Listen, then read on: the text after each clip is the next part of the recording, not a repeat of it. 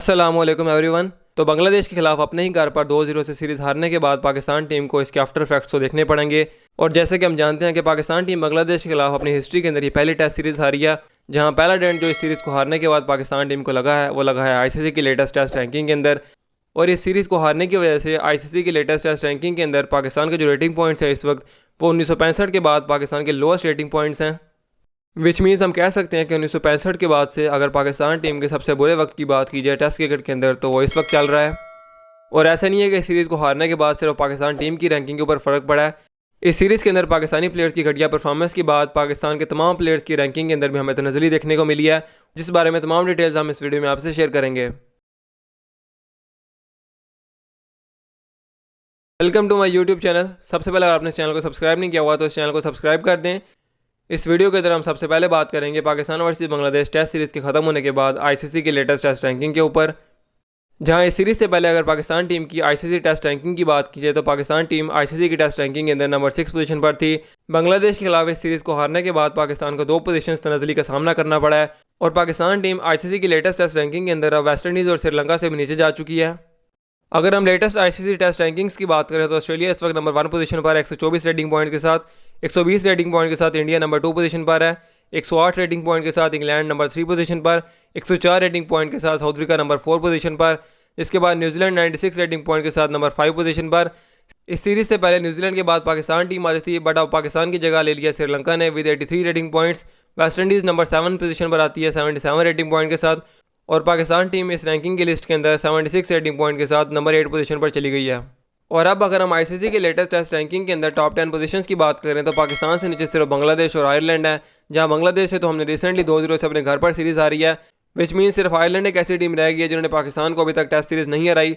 और पाकिस्तान टीम के जो इस वक्त हालात हैं, अगर पाकिस्तान आयरलैंड से भी कोई टेस्ट सीरीज़ खेलेगी तो बंदा कंफर्म नहीं कह सकता कि पाकिस्तान टीम वो सीरीज़ भी जीतेगी या फिर नहीं। अब आईसीसी की लेटेस्ट टेस्ट रैंकिंग्स के अंदर पाकिस्तान टीम की बात करने के बाद अगर बात की जाए पाकिस्तानी प्लेयर्स की जिन्होंने इस सीरीज़ के अंदर इतनी बुरी परफॉर्मेंस दी है कि उनको भी आईसीसी की टेस्ट रैंकिंग के अंदर तनज़ली का सामना करना पड़ा है।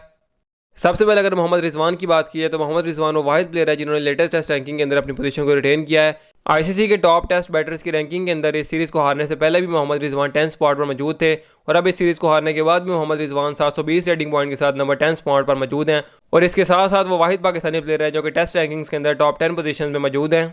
जी हाँ, आपने बिल्कुल ठीक सुना, बाबर आजम जो इससे पहले नंबर 9 स्पॉट पर मौजूद थे आईसीसी की बैटिंग रैंकिंग के अंदर, बांग्लादेश के खिलाफ इस सीरीज़ के अंदर अपनी बुरी परफॉर्मेंसेस की वजह से वो टॉप 10 पोजीशन से बाहर निकल चुके हैं और इस वक्त वो आईसीसी की रैंकिंग के अंदर नंबर 12 पोजीशन पर मौजूद हैं विद 712 रेटिंग पॉइंट्स। और बाबर आजम के इस डाउनफॉल का जिम्मेदार और कोई नहीं बल्कि सिर्फ बाबर आजम है, बिकॉज पिछले 1.5 साल से उनकी टेस्ट क्रिकेट के अंदर एक भी 50 नहीं आई और इसके साथ साथ इस सीरीज़ के अंदर भी उनकी बहुत ही बुरी परफॉर्मेंस थी।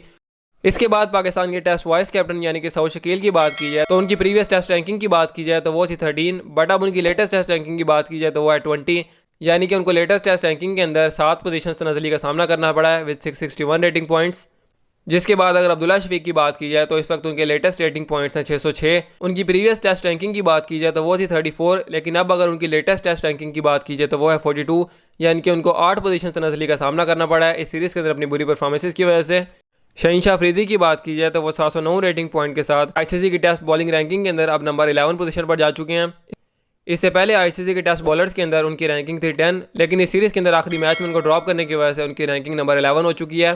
And same goes for Naseem Shah जिनको भी आखिरी टेस्ट मैच से पाकिस्तान टीम ने ड्रॉप किया था और इसी वजह से उनको भी आईसीसी की लेटेस्ट टेस्ट रैंकिंग के अंदर तनज़ली का सामना करना पड़ा है और अब वो 33 से 35 पोजीशन पर जा चुके हैं विद 531 रेटिंग पॉइंट्स। सीरीज़ के अंदर हमें ना तो किसी प्लेयर की तरफ से कोई खास इंडिविजुअल परफॉर्मेंस देखने को मिली और इसी वजह से इस सीरीज़ के खत्म होने के बाद पाकिस्तान टीम की रैंकिंग के साथ साथ इन तमाम प्लेयर्स की रैंकिंग के अंदर भी हमें तनज़ली देखने को मिल रही है। तो ये थी आईसीसी की टेस्ट रैंकिंग से कुछ लेटेस्ट अपडेट्स। अगर आपको वीडियो पसंद आई हो तो चैनल को सब्सक्राइब करें। मिलते हैं अपने नेक्स्ट वीडियोज़ में। Till then take care and अल्लाह हाफिज़।